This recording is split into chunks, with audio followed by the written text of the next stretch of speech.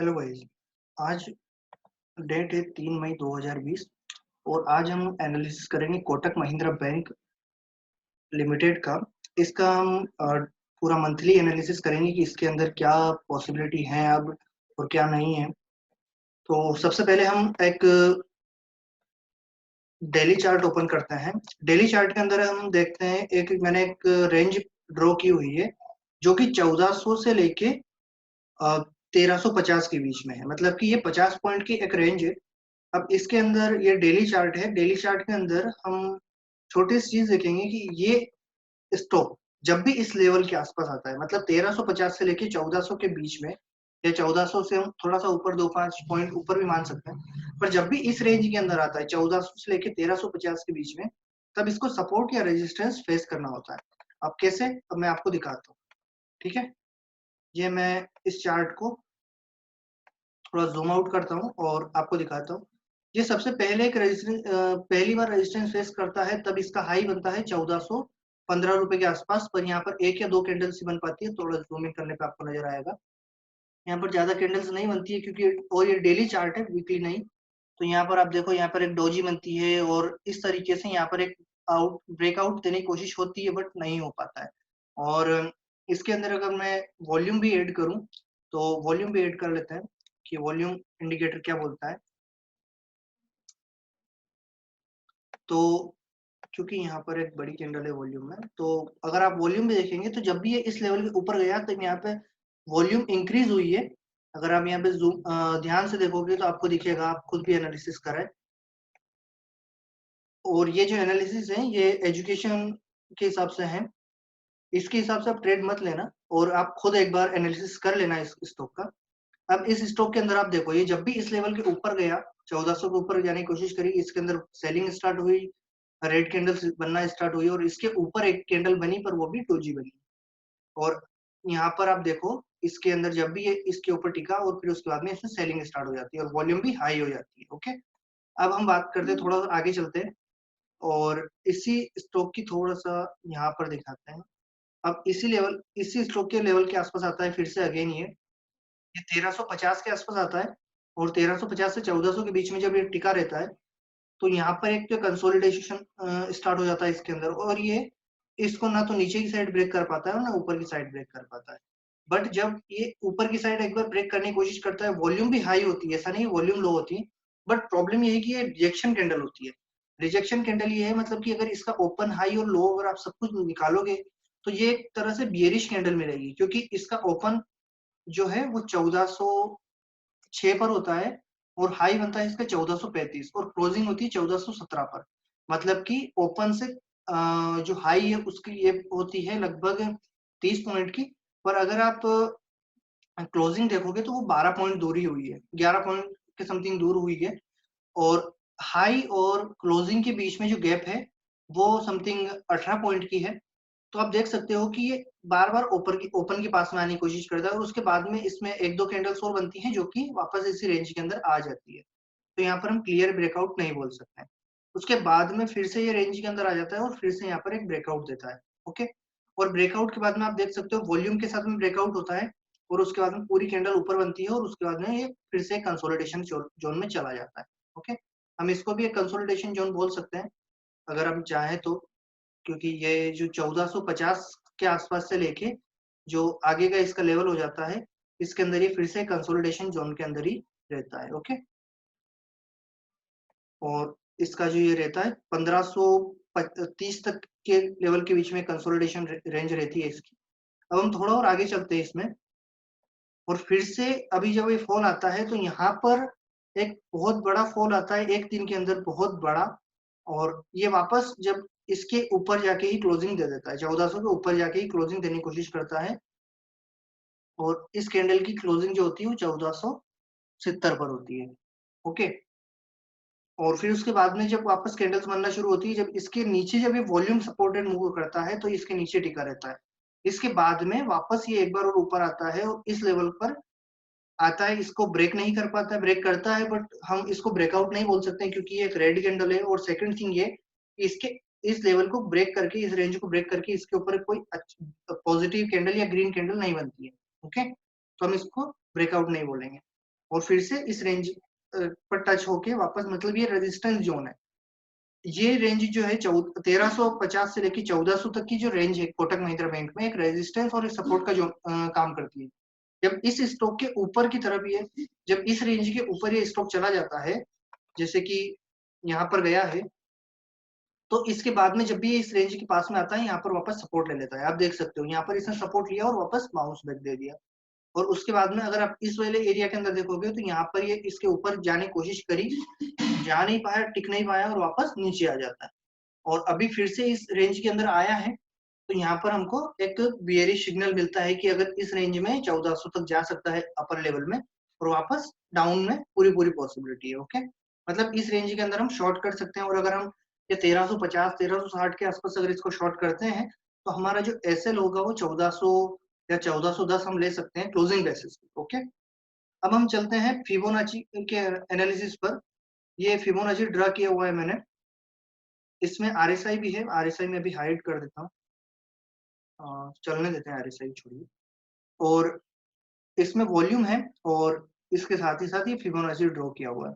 Okay, तो Fibonacci के अंदर ये जो अपना 52 वीक हाई है, इसका जो है 1740 के आसपास है, और इसी को मैंने हाई पॉइंट लिया है।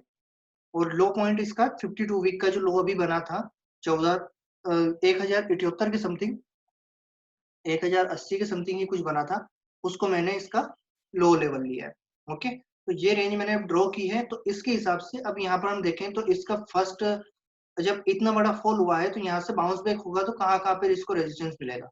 इसको पहला जो 1235 पर, दूसरा 1353 1332 पर, और चौथा जो रेजिस्टेंस मिलेगा वो 1410 पर।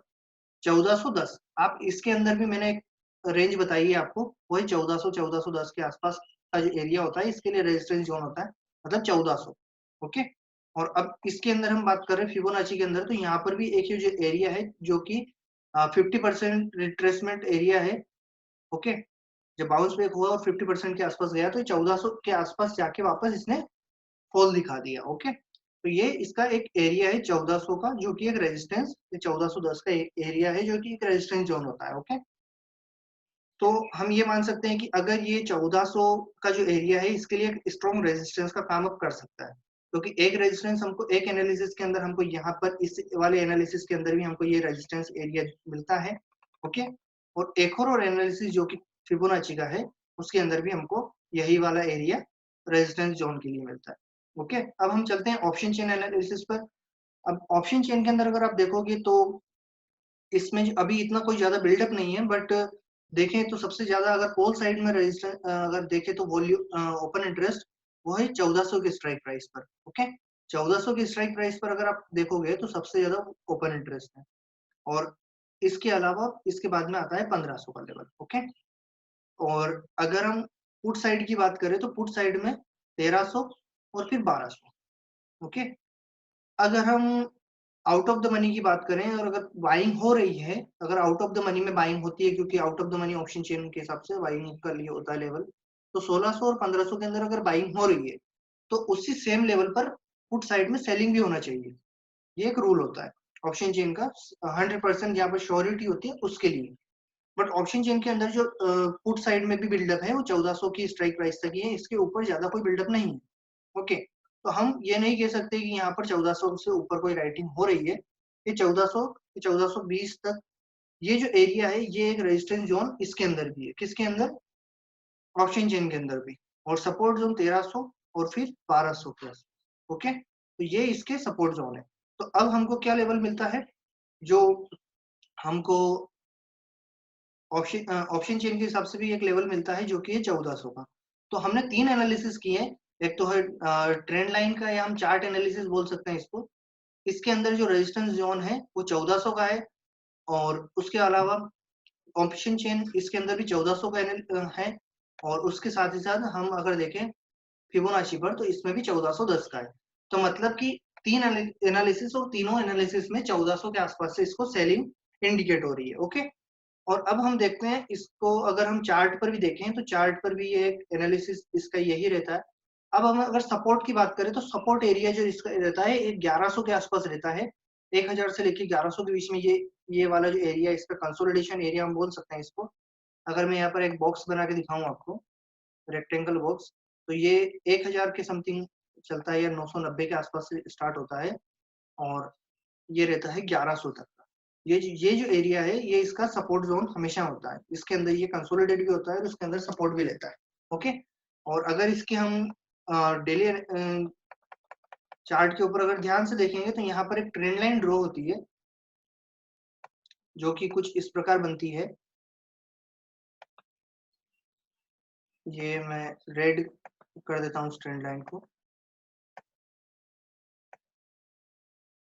एक सेकंड। ये तो यहाँ पर ये जो एरिया है, इसका जो हमेशा इस वाले एरिया के अंदर अगर आप देखोगे तो इस वाले एरिया के अंदर ही इसको सपोर्ट मिलता है। ओके, तो ये वाला इसका एक सपोर्ट अच्छा एरिया हो जाता है और ये एक रेजिस्टेंस जोन है। तो हम ये बोल सकते हैं कि यहाँ पर स्विंग ट्रेड के लिए बहुत अच्छा ट्रेड होगा।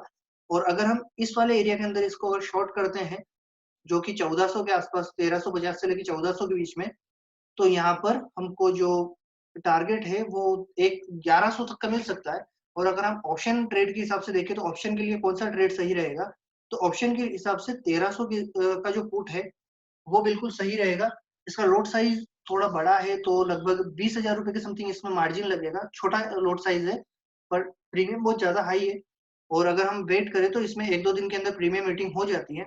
और अगर ये स्टॉक हमको 1400 के आसपास मिलता है, तो ये जो 1300 का जो पुट है, ये हमको 30 रुपए के आसपास अगर मिल रहा है और स्टॉक जो है वो अगर 1400 के पास में है, तो हमारे लिए बेस्ट बाइंग हो सकती है, क्योंकि इसमें जो नीचे का सपोर्ट लेवल है वो 1100 तक का हो सकता है, जो कि 48,000 का ओपन इंटरेस्ट इस पर है।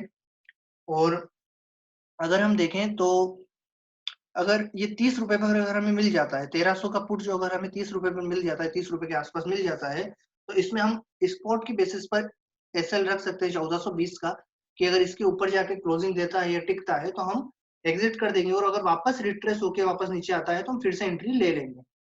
बट हमारा जो और अगर बाइंग जो लेवल अगर देखें, अगर पुट की बाइंग देखें, तो 1300 का पुट जो है वो 30 रुपए के आसपास बिल्कुल सही रहेगा। इसका टारगेट हम देख सकते हैं 100-150 तक का इसका टारगेट है। अगर पहला सपोर्ट ही देखे 1300 के नीचे, तो इसका 1200 बनता है, जो कि इन द मनी हो जाएगा 1300 हमारा पुट।